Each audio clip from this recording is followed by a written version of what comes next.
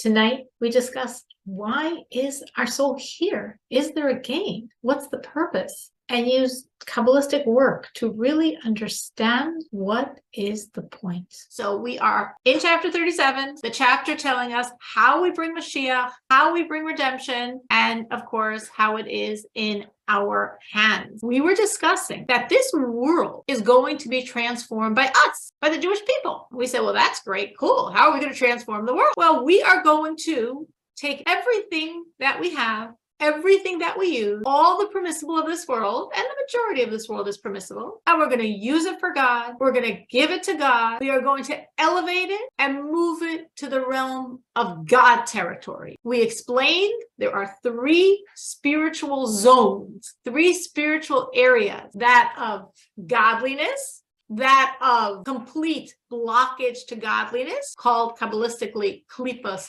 tmeos, the impure shards, shells, husks, and that which is still impure but has the ability to be elevated and shifted to the realm of godliness, called Kabbalistically klipas noiga, a shell, a husk with a glow shining through. And the glow that shines is the God energy inside it. So when I use something that's pure godly, it's pure godly. It was godly to start with, and it's ascending in godliness. When I'm dealing with something that's absolutely forbidden and God said, do not, that's my sign. It's the realm of total impure shards, husks, shells, klipas tmeos. I have no ability to directly elevate it, and I should not be using it because I'm not going to be able to move it to God, except in certain special, unique situations that we're not going to talk about now. We just want to make this the basic. And when I deal with something permissible in the world,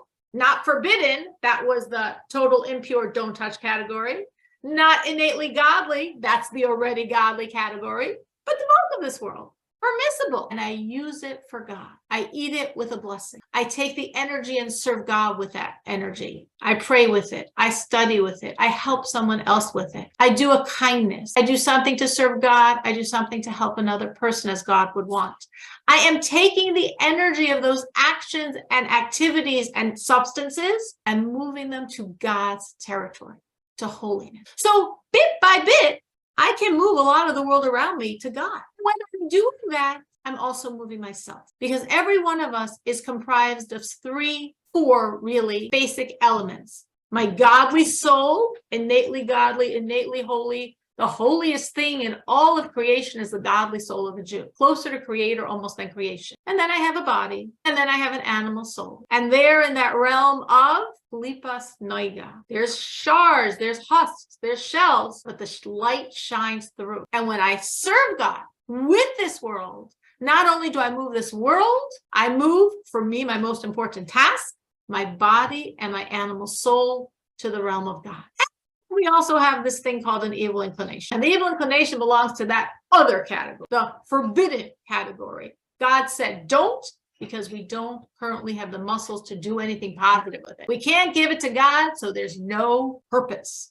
In other words, what is my purpose? Why am I in this world? What do I want to get out of being in this world? I want a relationship with God. That is the true purpose of all of creation, of every Jew and every non-Jew and everything else in all of creation, the angels and the stones and grass and earth. All of creation exists to have a relationship with God. And we have the blessing of knowing how. And when we utilize our knowledge and when we do things for God, we not only shift the things, we're shifting most significantly ourselves. And that is how we're going to move the world. But then we said, wait, that's great. That's amazing. That's wonderful. But there's a lot of parts of the world that I'm not going to directly come in contact with. How is that going to get to God? And the Rebbe told us a secret, but he told it to us. So the secret's out, so we can share it. This secret was printed some 200 years ago. We can talk about it. This entire world, every part of it, every inch of it, is linked to the soul of some Jew somewhere. The entire world, the Rebbe said, subdivides into 600,000 parts for the 600,000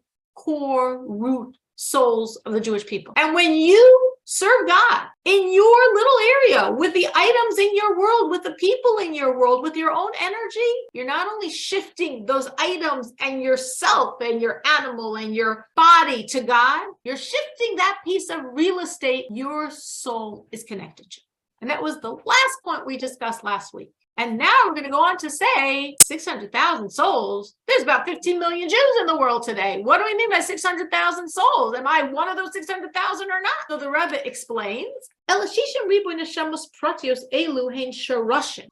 600,000, we mean root souls from the number counted when the Jews left Egypt. Those are root souls. The whole shurs was chalak l'shishim riboy nitzutzos. And every soul subdivides into another 600,000 sparks, parts, dimension. Shekol nitzuz hi neshama achas. Neshama achas, and every spark is another soul. V'chein b'nefesh ruach.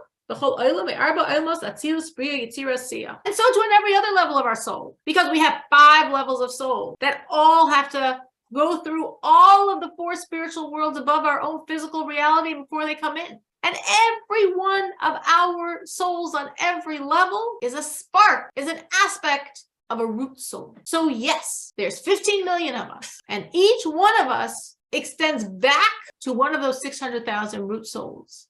And each one of us, therefore, has some piece of this world that relates to our specific soul. Will you know ever? I don't know. Will you know by the redemption? I don't know, but I know it's true. And I know when we do what we're supposed to do, when we connect to God, when we shift the world in our immediate vicinity, our spiritual real estate shifts as well. And that's how the entire world, that which we directly interface with and that which we are clueless about, the entire world is being transferred to God territory as we connect to God and live and serve Him.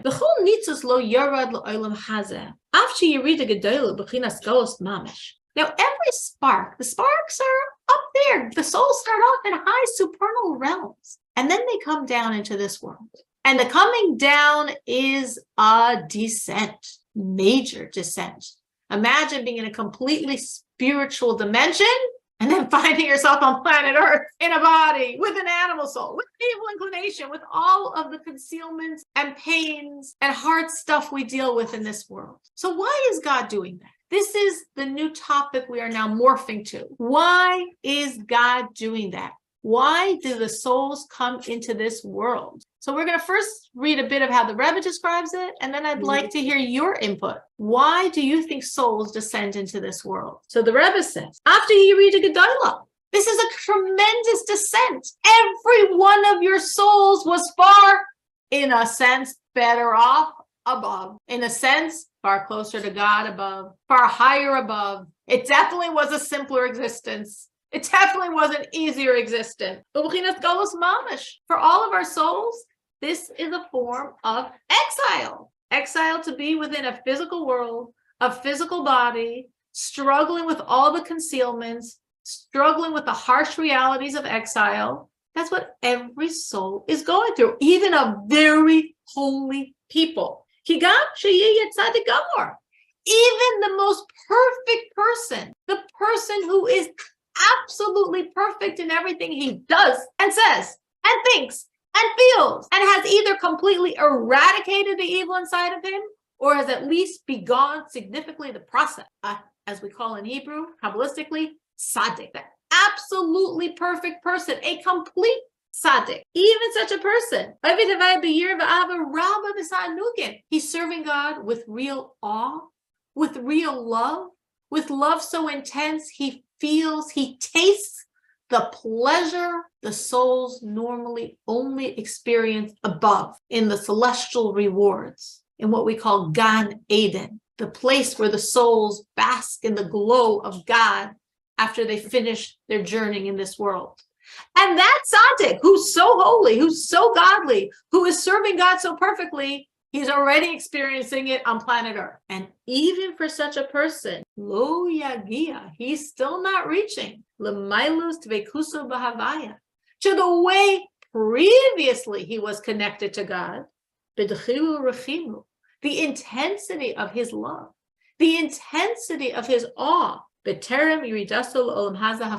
before he came down into a very corporeal, coarse, blocking God reality. Lo mina velo miktsasa. Not even similar at all. And we're talking about the greatest of the great, the holiest of the holy. But still, his soul, by definition, could love God more and have awe in God more, unencumbered by a body. And when the soul comes into the body, the emotion has to be something a body can contain. If the body felt the emotion the soul experienced before descending to this world, the body wouldn't exist. It would be too much emotional intensity for the body to handle. So even the greatest, holiest of all of us is not from this dimension reaching what he was experiencing before he came into this world. Can't even compare what he's feeling now, which is a lot, we believe and know to be true, compared to what he was feeling before, which is so much more intense.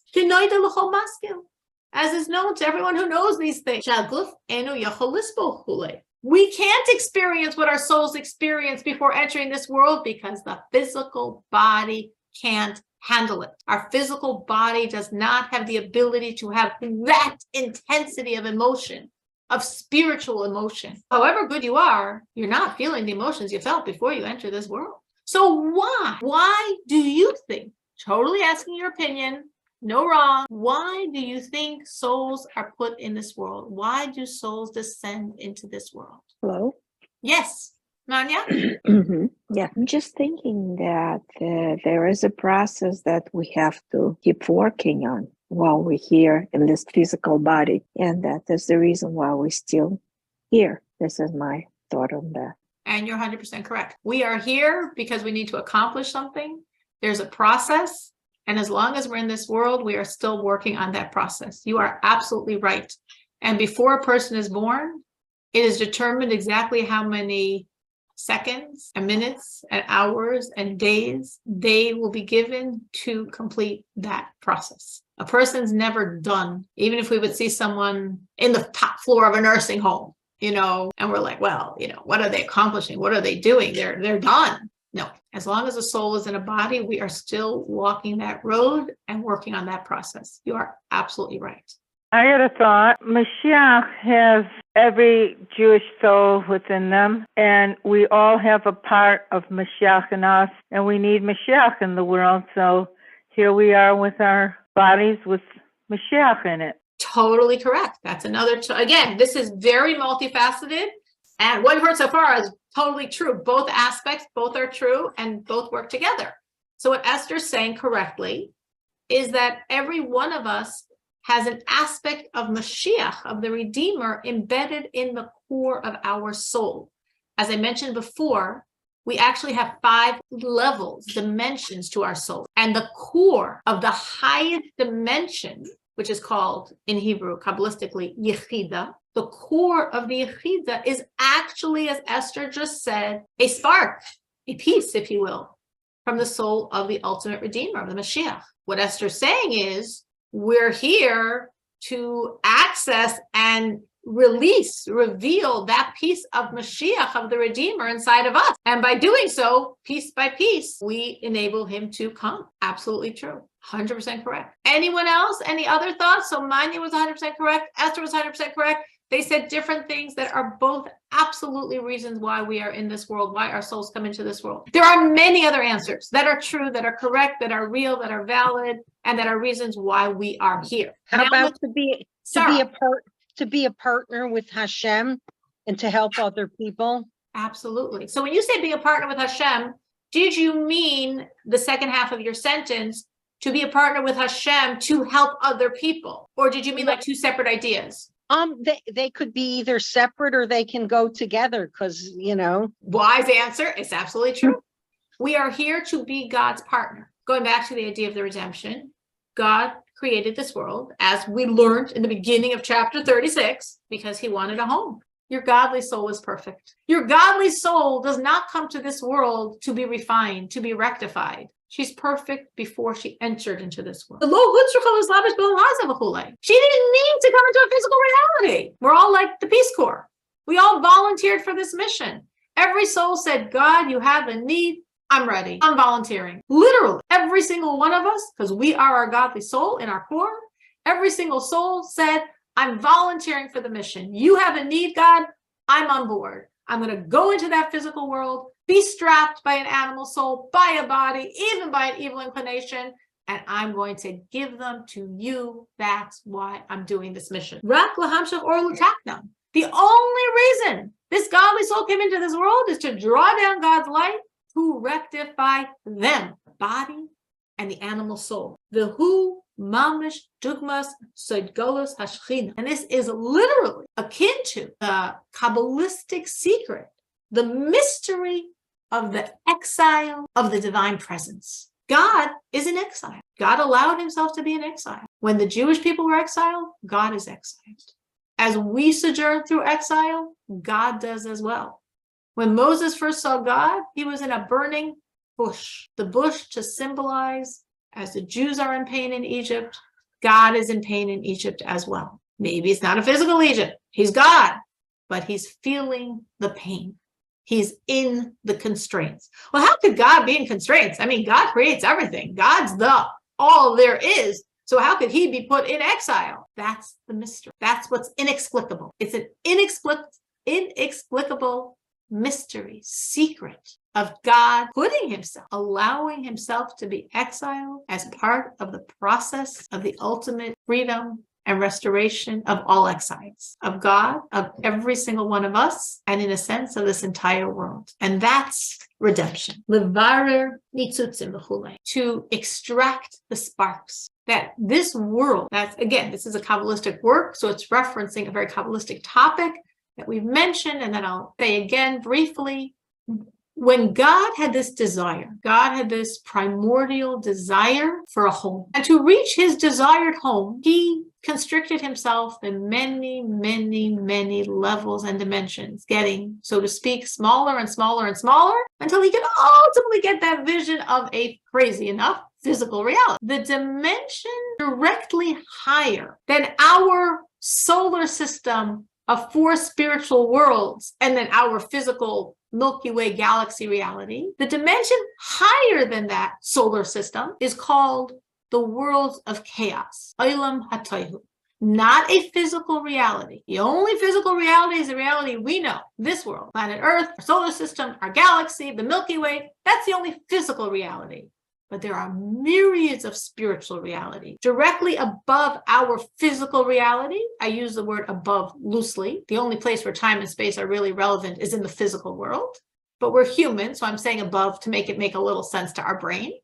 So above our physical Milky Way galaxy reality, we have 4 spiritual realities. We really have myriads of spiritual realities, but they're divided into 4 broad categories. And that whole piece, 4 spiritual realities and our physical reality, are all called, the overarching term for them is the world of rectification, worlds of tikkun, rectifying. Higher than the world of rectification, which again, the worlds of rectification means these 4 spiritual realities and everything in the physical reality. Higher than that is the world of chaos, tohu. And as everything God does, deliberate design. In the world, again, world meaning a spiritual reality, in the world of chaos, there was enormously powerful godly energies in godly vessels that did not have the ability to contain such powerful energies. And therefore, ultimately, those vessels shattered. And the shards of those vessels fell into the reality of tikkun, of rectification. They fell into the 4 spiritual realities, and the heaviest, chunkiest, most powerful shards fell all the way into our physical reality, our physical world, planet Earth. And that, the Eitz Chaim is saying, this Kabbalistic work we are currently citing, is why it's worth it that our soul should descend, not to rectify and refine the souls. Our souls, perfect, pure, God. But we came into this world with a mission to refine the animal soul I was saddled with, the body I was saddled with. And you could say, is it worth it? For a godly soul, for a piece of God's core energy to come here to refine these 2 items? For that, we have to be here in exile? Well, God's in exile too. Okay, I get that. But each time another soul's in exile, that's another piece of God in exile. Why is he doing this to himself? Because through this process, we are extracting these sparks, these shards, these enormously mega powerful energies from the dimension of tohu, of chaos, that only can be released through a Jew using them to serve God. How many shards fell into this world? We have a number. We know 288. And going through the cauldron of the Egyptian persecution, we extracted 202. Now, since that, we've been working on 86 sparks, 86 shards from the vessels of the world of tohu, of chaos, that have such power and that are mandatory to be released to have the energy of redemption. And we've been working on them for a long time. And Kabbalistically, it's stated that that is the road of redemption. And then when all those shards are released, and obviously they splintered into many, many, many fragments, like any glass that you could envision, when they are all released, we've done the spiritual service. Let's welcome redemption. Lubavitcher Rebbe actually told us in 1991-92 that all the sparks are released. All the sparks, which is an amazing statement, because then why are we still in Chicago or wherever else you might be at this moment? We all should be in Jerusalem. All the sparks are released. And that is true. Every single spark was released. Every single tightsy bit that we've been working on for 3,300 years plus, all were released. And now that's why our only work in redemption is welcoming it in. Because that very, very, very huge spiritual job was actually accomplished by all of our work since the exile from Egypt until the beginning of the 1990s. And since then, we've been working on drawing it down because the energy is already here. And that was the end of this quote to explain why would God send a piece of himself, such a high dimension of God's energy, to this world for the body, for the animal soul, and through the process to release those sparks, which was the necessary antecedent to bring redemption. And thank God, I'm telling you the good news, it was already accomplished. Any thoughts, any questions on anything I just said? I said a lot. Any thoughts, any questions on any of it? I just have an observation, and that is that it's like you're learning a lot about Geula in this class, and the Rebbe said that it's really important for 10, like when 10 Jews get together and learn about the Geula, it really helps it actualize, and we're 10, so I thought that was my observation. Wow. Thank you. Listen, it's also Rosh Chodesh, so we have all the energy of Rosh Chodesh. Rosh Chodesh is the most redemption Mashiach day of the whole month. That power that we were talking about before, that highest level of soul, which is generally speaking actually not inside our bodies. It's generally hovering outside because it's sort of too holy to get in.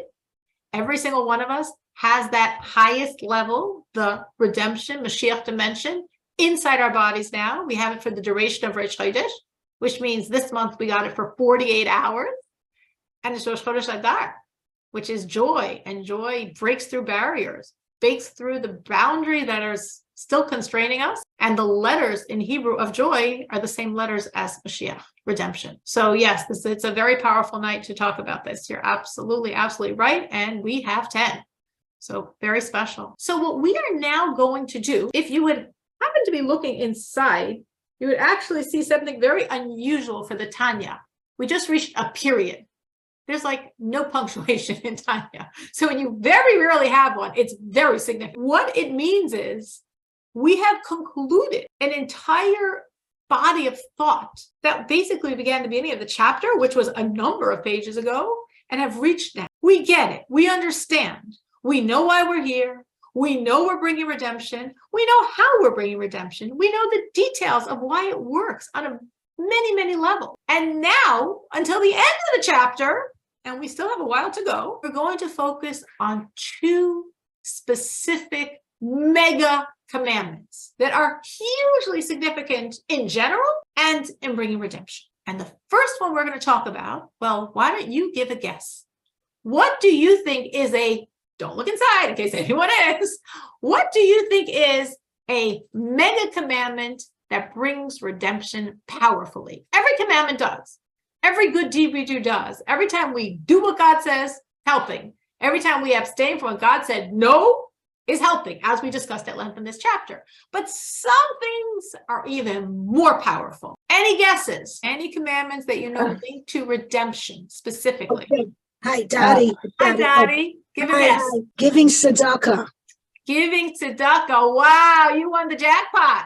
That's the one that I was talking about. Look Whoa, at that. Nelly. Wow. Wow. Meaning there's more than one commandment that's a big one in bringing redemption, but Dottie got it like bullseye. This is the commandment the Rebbe is going to talk about now for a good page. This is it. You are absolutely right. Well, not 100% a page, but a big chunk. And Dottie got it. The commandment of charity. Bringing down how charity in a unique way accomplishes what nothing else accomplishes. Nothing can accomplish what charity accomplishes in terms of redemption. And we're going to learn why. Now, charity happens to be a very big commandment, not only in regards to redemption, in a lot of aspects. Anyone want to share what motivates her to give charity generously? Meaning, of course, there's a certain amount we might feel we're required to give, 10% of our earnings, but a lot of people are generous with charity. They're not calculating every penny. They give. Someone needs, they give, and they give more, and they give more. Any thoughts? Any reasons? What motivates you? Why you feel that you give charity as generously as you can? Me again. Hi. Okay. It makes the person closer to Hashem because once it leaves your hand, that's it. And you can't expect a thank you either. It's like you're doing Hashem's work. You're doing Hashem's work. You are doing God's work because God does kindness and you're there in the field for him. When I see one of the beggars, by McCormick, by Devon or by Chewy, I'm compelled to give them because it could be me out there, I God forbid, chas v'sholom.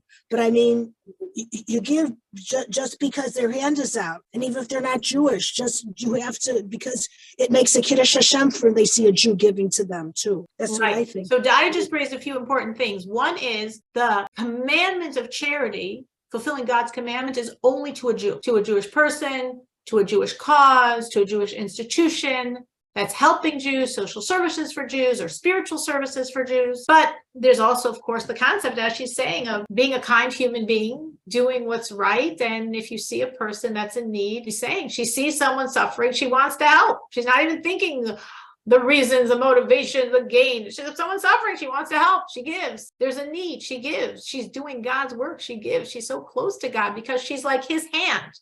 God's hand is charity, and now his hand is extending through your hand. Very, very true. Anyone else? And it also is the mitzvah of Kiddush Hashem to give to those people. Yes, as Dottie said correctly, that we definitely are sanctifying God's name when we do something that maybe isn't technically the commandment of charity, but that expresses what God's people are like. That we are embodying being God's people. We are God's billboard, and it's good that the billboard should look good. Absolutely true. Any other thoughts? I think I think that when you put it in English, it really is charity, but it's not tzedakah. I think there's a difference between the two words. Being charitable in English could be to a non-Jew or a Jew, but tzedakah is a mitzvah that's specifically, I don't know. Absolutely. 100% you're right. Absolutely. We are being charitable to any human being in need. We're being charitable. And to fulfill the commandment, which we translate in English as charity, but you're right, is not really the correct translation. It's just the word we use, the Hebrew tzedakah, for the English word we use called charity. Absolutely. That is a commandment of God and has to be done as every commandment, precisely as God is directing. And one of those criterion is to a Jewish person or a Jewish cause that either in a social service way helps Jews or in a spiritual way helps Jews. But absolutely, it's a charitable act to help anyone in need. And of course, if there are people in need, if there are people suffering, it's a very Jewish feeling and it's a very appropriate feeling to do whatever you can to help. Well, There's a lot of stories. There's a lot of stories coming out, like in Ukraine, where it's such a Kiddush Hashem because they know that to go to Chabad or to go, that they will help them, and it really is an amazing thing. That's Absolutely. And it's happening every day there because the synagogues and the Chabad centers have electricity, have heat, have food, have lights on. Anyone that needs, they say, come. It's for anyone who needs. the mandate is the 10%, but for those who need some rectification, they give 20% or more. Absolutely. And that's actually what Esther is saying is another big motivation to give charity. As the Alter Rebbe writes in Tanya, exactly what Esther just said. Biblically, we're required to give 10% of our earnings. But if we need, as Esther called it, rectification, meaning if we've done something wrong, charity is like our spiritual medicine of healing. And the money given to charity is like the money going to our spiritual medicine. And we just maybe charity, you heal spiritually from anything we've ever done wrong. Which is where you're deficient somehow in the spiritual and it's coming through in the physical. True. Very true. Very true. Dottie opened up a whole lot of ideas on what motivates us when we give charity. Esther is now going in a different and very true direction as well. Anyone else? Any other thoughts and feelings on what motivates you to give generously to others? I think it's also the example all around us, stories we've seen, people we see. There's a certain like innate quality of giving of Yidden that's just a kind of a shared national characteristic. Absolutely it is. In the Talmud, in the Babylonian Talmud, it describes the situation once when someone, in the times of the Talmud, the Jews in Babylonia were pretty well settled and had secure lives and jobs, and life was financially okay and spiritually okay, and it was settled, it was secure. And the Jews in Israel had it very hard. They were under tremendous persecution from the Romans. They were absolutely impoverished. So as happens today, in those days, people would go from Israel to Babylonia to collect money for these very, very impoverished people, most of them Torah scholars, that were choosing to live a very, very, very indigent life in Israel, to be in the holier place of Israel, even though they lived in tremendous poverty. So one such collector came to some town in Babylonia, and not one Jew in the entire town gave him charity. And he said, these people aren't Jewish. Just like Esther said, he said the characteristics of a Jew are 3: compassionate, having this natural sense of embarrassment, and a doer of good deeds. A Jew by nature, we're not talking about the godly soul of a Jew. We're actually talking about the animal soul of a Jew. The nature of a Jew does not need to be an especially religious Jew, does not need to be an especially holy Jew, does not need to be an especially connected to God Jew. The nature of a Jew is to be compassionate and to naturally do kindness. So Esther's right. That is our heritage. That is our psyche. That is how every single one of us is wired. It's the wiring of our animal soul, not even our godly soul. It's how our animal soul feels. It's our culture. It's the stories we hear. It's the examples we see. And that goes back to what Dottie says, that when she sees someone in distress, she just gives. She doesn't have to think that much. She doesn't compute it that much. It's like someone's in pain, and if I could do anything to help, that's what I want to do. That is a very Jewish knee-jerk reaction. And that is a very high motivation for people to give charity. Absolutely. Absolutely. It's a little late, so I guess we'll stop here. What nobody mentioned, which is also a great motivation that people have for giving charity, is that God says that as per the charity you do, that will be the money I will create for you. So many people have very high motivation to give charity because God is literally saying, give charity. I will give you money as per your charity. You need more money? Great. Give more charity. You will have more money. So that's a very, very powerful force of charity. So charity has such power. And what we're going to discuss next week is another whole dimension to charity. Maybe none of us know how it specifically, uniquely is this mega commandment in terms of creating redemption.